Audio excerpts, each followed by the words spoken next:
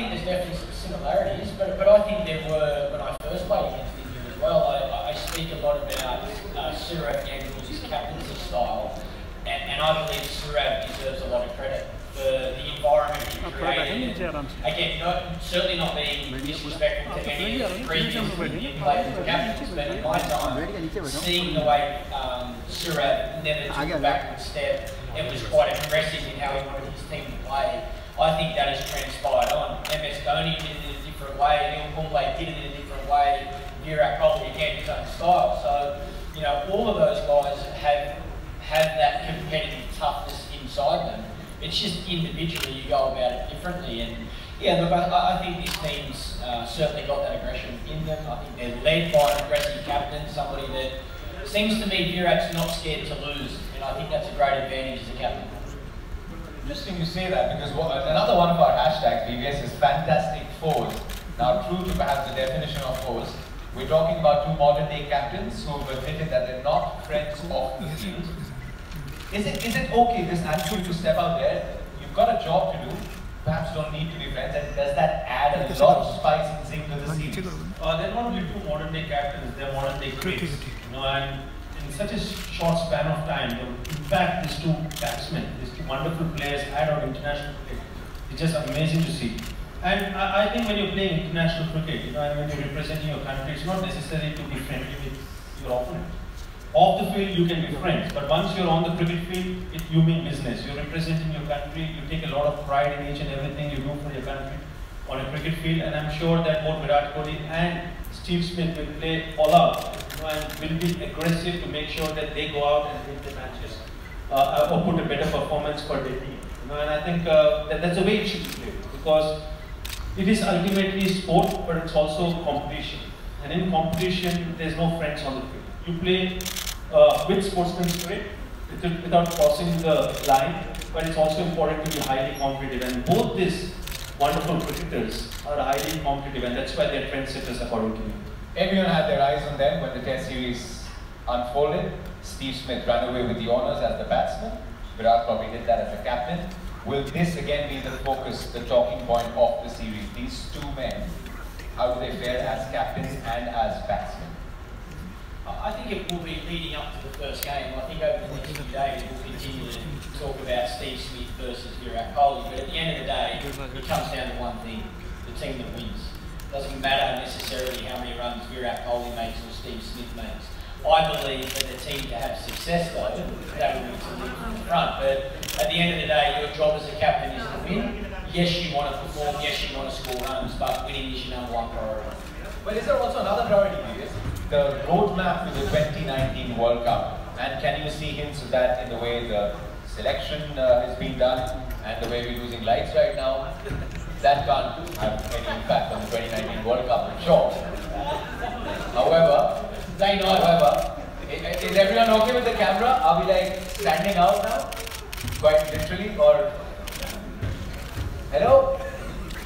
Can't see you, it's a little too bright. Camera, are you okay, or do you want us to take a quick pause? Continue? Alright, thank you. Just, you've got to make sure we're dishing out content. This is Laxman, Clarke here. Just this roadmap to the 2019 World Cup. How important is it, and is this where it starts, this series? How important will it be? I believe that it's already started, you know, because in the series against Sri Lanka, there were certain players who were given a chance and who did well against Sri Lanka. And there are 2 or 3 departments where I'm sure that the selection committee and the team management are focusing on. The number one department is identifying the wrist spinner, because in the Champions Trophy we found out that when the wicket was not conducive to spin bowling, they felt that a wrist spinner will add value, because taking wicket in the middle overs is very crucial. The role of a finisher is very important, and Hardik Pandya and the limited opportunities he got is fulfilling that role which MS Dhoni, Yuvraj Singh and Suresh Raina have fulfilled over the last decade. So I think these two are important positions to fill up, and I'm sure that the selection committee are trying out various options so that by the time the 2019 World Cup comes, they're confident who are the guys who are going to fulfill these roles. So we're still looking at a problem of plenty in a way, Michael, at least as far as India is concerned. We're looking at a vast pool already. But for Australia, with some of the names that we see in this series, how important is it for them not qualifying for the semi-finals of the Champions Trophy, that being a big issue. Now again, looking at England, looking at maybe running out of time. How important is this series and for this squad to set a few things right? Yeah, I think it's time for this team to really decide on their style of play, how they're going to go about it. And that'll come from Steve Smith, David Warner, the support staff. They're going to work out what is the right technique and style for these players, for this team. Are they going to be an aggressive team? Are they going to play an aggressive brand of cricket? Are they going to, rely on their top order to go hard, or are they going to consolidate and try and bat for 50 overs and have wickets in hand? So, I think there's plenty of time before the World Cup, there's no doubt about that, but I think this Australian, the 11 players and the whole squad need to really work out what their style of play is going to be against India, hopefully have success, and then take that confidence into the Australian summer against England as well, because our form over the last 12 months in particular has been very inconsistent. We haven't won as much cricket as we would like, and the Australian fans expect Australia to be at the top of the tree, to be #1 in the world, and if we can beat India, I think if we have to beat them 4-1, we will go back to #1 in the world in the one-day format. So, there's a carrot right there, or another carrot right there for Steve Smith and his team, but yeah, this team really needs to have some success on this tour. Do you know who put the lights off, Michael? It wasn't me. Well, I thought Aussie Sub-Janta, I could probably ask you this. But we're pegging it as Aussie Sub-Janta. We're looking at massive experience when you look at these boys who are part of the squad. Starting from David Warner, Steve Smith, Glenn Maxwell, Aaron Finn, James Faulkner. They've played so much cricket in India. Does that set this up, make this fair more tantalizing? The experience the Aussies have in India. Yeah, no doubt it makes everybody easier. The Australian players in conditions they know so well. And it's not just about the wicket you're batting on or the ground you're playing at, it's everything. It's the heat, it's the food you eat, it's the hotel you're staying at. These players now are being involved in the IPL. India's like a second home because you spend so much time here. So, yes, it's a shame we haven't got Mitchell Starc and Josh Hazlewood available, unfortunately due to injury. Those two will be missed. But this Australian team has no excuses. This team knows these conditions really well. They know this Indian opposition really well. And this is a massive series for us. How do you reckon India is going to approach the series? We saw a ruthless approach against Sri Lanka, which of course, in comparison to a much weaker team. Here Australia coming. Will they have to be a little cautious, given it's a different format, it's not test matches, or do you think they'll just go all out to the World Cup? I think they won't be cautious. One good thing about Virat Kohli, the way he leads the team is aggressive, and is positive and is proactive. And I think you mentioned about being ruthless in Sri Lanka, that was something which was very impressive. Winning all the 9 games, even though against the inexperienced Sri Lankan side, shows that this Indian team is not really looking about the opposition, but they're looking within. They're trying to improve as an individual, as a team, in every department. Whether it be batting, bowling, fielding, fitness, or even the mental attitude. And I think that's what they will be looking at. They're not looking at the Australians or the opposition. They will like to execute their plans and achieve their goals, which I'm sure they will do. So very, very balanced side in all the departments. If I wouldn't see any weakling in this team. There's an opportunity for the youngsters to prove just the way they did against Sri Lanka, even against Australians. Some of the youngsters. Okay, I'm going to ask a very pointed question before we open the floor. Who's the better batsman? Who's the better captain? Virat Kohli, Steve Smith. I know I asked it behind closed doors. I'd like an opinion out in front of everyone. The better batsman, the better. And let's stick to this format, limited overs. Virat Kohli's a better limited overs batsman, only just, than Steve Smith. Steve Smith, in my opinion, is a better test batsman right now than Virat Kohli. Captaincy, I can't split them at the moment. I think it's very even at this stage. They're 2 young captains, 2 very good players, 2 very good captains, and they both continue to improve. At the moment though, like I said, what's important as a captain is that your team's winning. Virat Kohli's team's winning. So Steve Smith needs to find a way to grab that momentum early on in this series, and needs to find a way to get Australia starting to win games of cricket again. For me, Virat Kohli is a better captain, and I reiterate that both of them are young, and both of them are young in their captaincy career. But just by seeing Steve Smith in the Test series, I felt that he was not as proactive as he should have been. Some of the bowling changes were not as good, and I feel that Virat Kohli is learning with each and every match, and Virat Kohli also has got a big advantage of having someone like MS Dhoni on the field, probably one of the most successful captain in world cricket. So I believe that Virat Kohli is proactive and positive, and as a captain, what do I see is using the resources at hand. And I was really impressed with the way he used the 3 young spinners in the series against Sri Lanka, the way he captained some of the senior bowlers, and gets the best out of them, and he leads by example. So I believe that Virat is a better captain than Steve at the moment. And at the start of the last home season, I remember you made a statement. You called Ravichandran Ashwin India's most valuable player ahead of this limited over series. Do you want to pick an MVP in Virat Kohli's team right now? There are a lot of MVPs in this Indian team. And the good thing is that all of them are informed. Really impressed with the way Shikhar Dhawan made a comeback.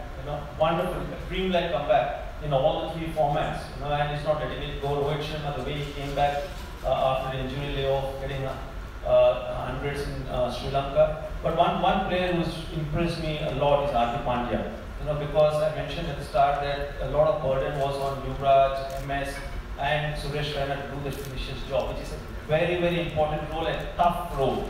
Sometimes we give too much of credit to a top order batsman, but the way you finish the innings is very, very crucial. And I think Hardik is one player who is really exciting and is fulfilling that role, and with each and every match is just improving. So I'm really excited with Hardik. If at all he can get more consistent with his bowling, which again is showing good positive sign, he will be probably my MVP.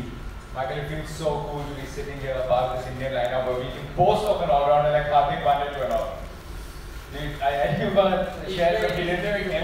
He's a very good player, there's no doubt about it. And I think I agree with BBS. I think you'll be learning a lot from having MS Dhoni around. MS Dhoni's, has there been a better finisher in the game? Probably not. So Hardik Pandya sits right beside him to be able to watch how MS Dhoni goes about his work, and to know in the back of your mind that he's at the crease when you walk out there, I think is a huge advantage. I think for the Aussies, they need Steve Smith and David Warner to really lead from the front. And the other one who I love that is back playing for Australia in all 3 formats now is Pat Cummins. I think he needs to be really aggressive with a brand new ball. India's top 3 is as good as any top 3 in world cricket. If Nathan Coulter-Nile and Pat Cummins can find a way to take those 3 wickets in the first 10 overs and be really aggressive with their approach, that's how I think Australia can win this series. One final question. I love the scheduling. There is an ODI which is slated in Bengaluru. Probably see the teams pointing at the dressing room. But it's an India-Australia series. What are we expecting the decibel levels to be? Do you think that is just... Is that something that's important as well, yes? When you talk about 2 teams of such high caliber, players who wear their fashions, their hearts on their sleeve, do you think it will be electrifying and very, very vocal? It will be. Whether it will be vocal, we have to just wait and see. But I think it will be electrifying. And this is not the only series. Even as I told in the start, whenever. Very important. I want you to read the talk. All okay? Audio? Audio is back? Michael, was that a conspiracy? It wasn't, right? See nothing's changing in there. The generator's off. The sledging's begun already. The series is still a few days away. Is it the generator, audio, everything back on? Yes, okay. Yeah, I guess it's just talking about how vocal it could get, as we can see already.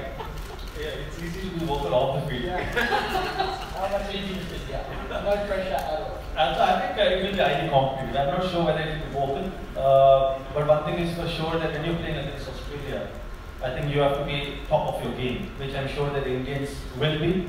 And Australians also know that to get a win against this formidable Indian lineup is not going to be easy. So they play their best, and I've always mentioned that Australia play their best when they're aggressive, when they're positive.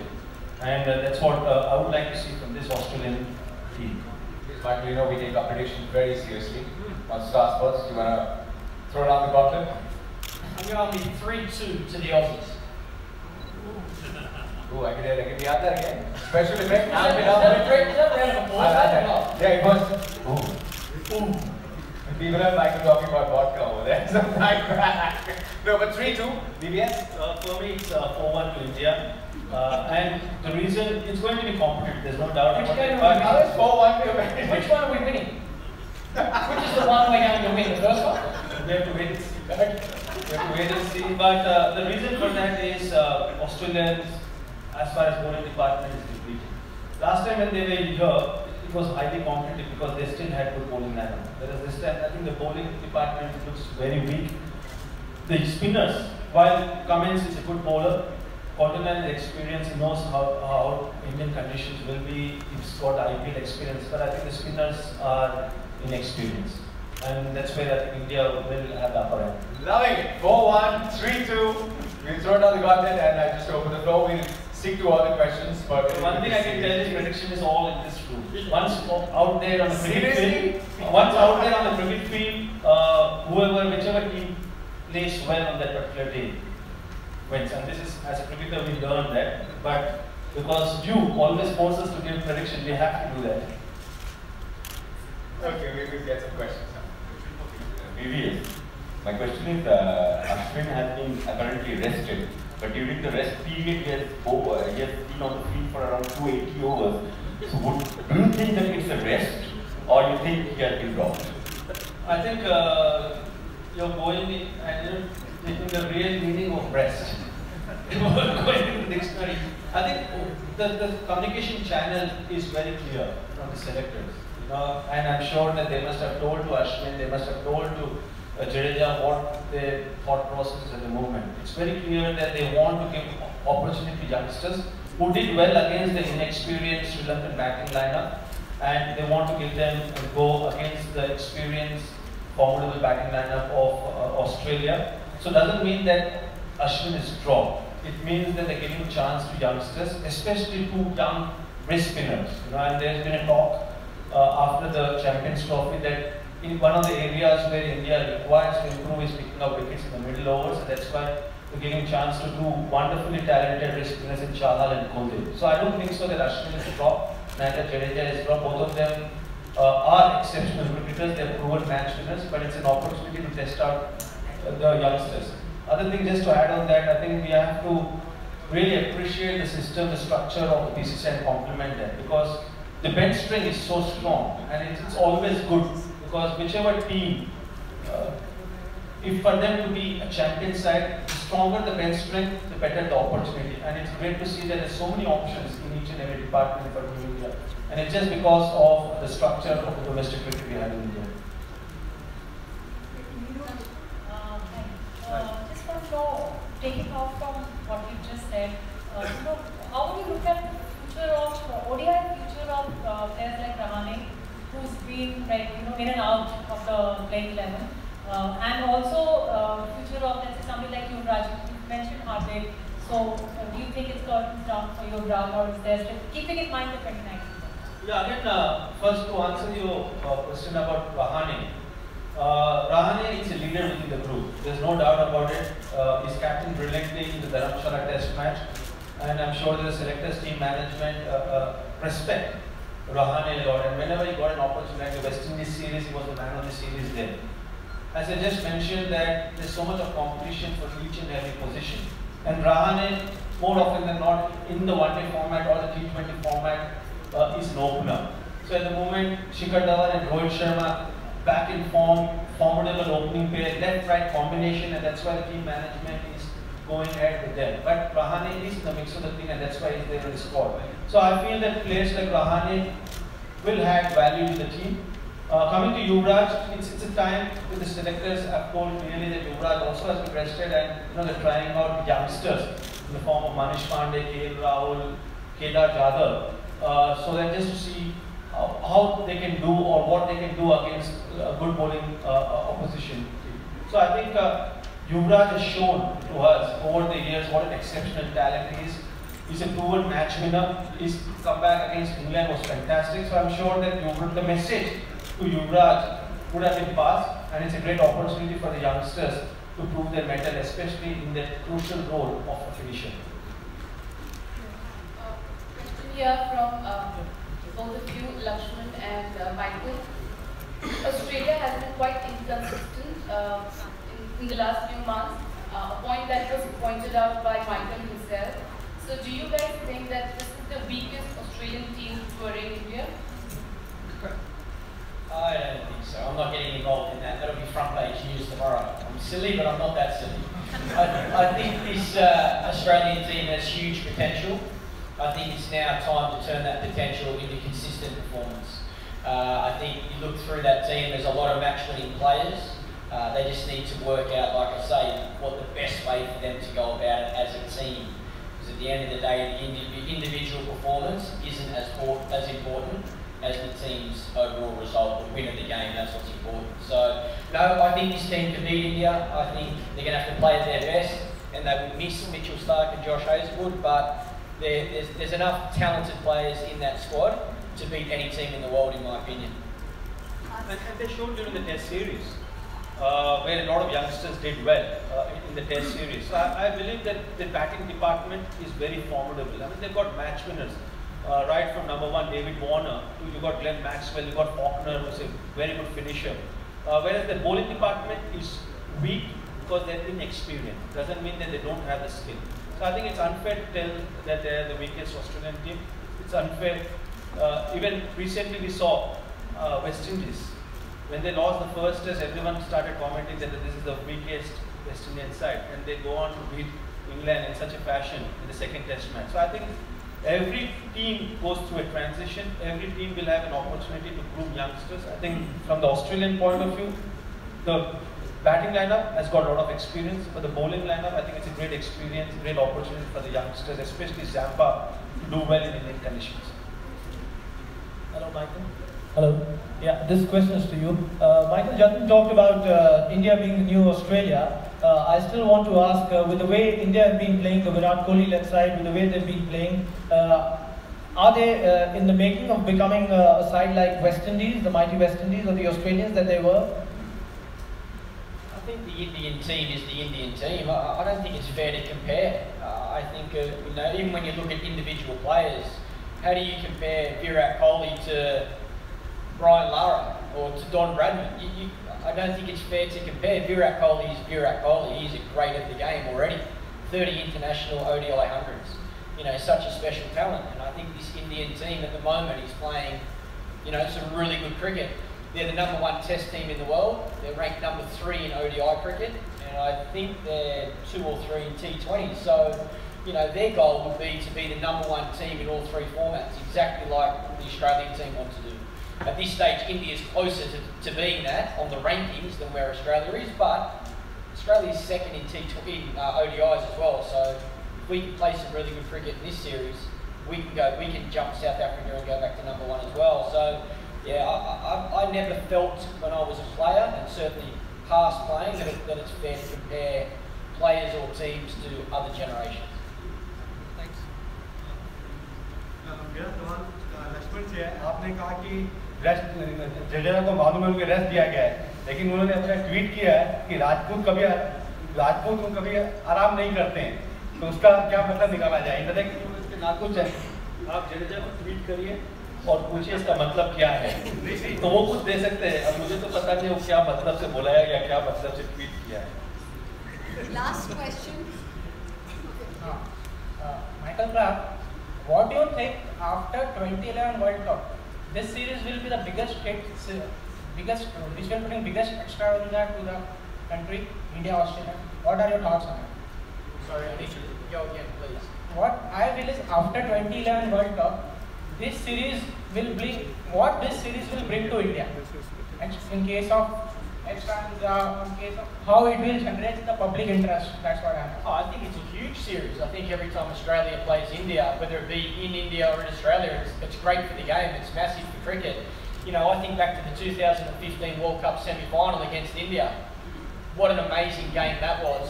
That was only one game. We got 5 ODIs. We've got 5 of those coming now. 17th of this month they start. So, you think about seeing one great game in the World Cup final, the World Cup semi-final. We get to see 5 and then 3 T20s. So, to me as a spectator of the game and a lover of the game, you won't miss a ball. This is going to be exciting. You've got 2 very good teams, ranked #2, ranked #3 in the world, competing to be the best in the world. You've got two, you know, great players as captains, Virat Kohli, Steve Smith. You know, there's so much other talent in the group. I think as a spectator and a lover of the game of cricket, there's no better teams to watch compete against each other, and especially with the rivalry that's been created over a long period of time. And we saw the competition between Smith and Kohli in the Test series. Let's hope it's exactly like that for these one days and T20s. Absolutely love it, how in a very subtle manner the 2015 semi-final was reminded to everybody by the man who was in charge. Michael, thank you so much for being such a sport. A big thank you to you as well, VVS. There is so much more at stake. You're talking about 2011, we all remember the 2013 series. It was contested very closely. There were 350 plus scores. There was no shortage of action. And come to 17th, we're hoping for the same. So thank you so much everyone for being with us this afternoon. Big thank you. Please enjoy the refreshments, and can we have a big round of applause?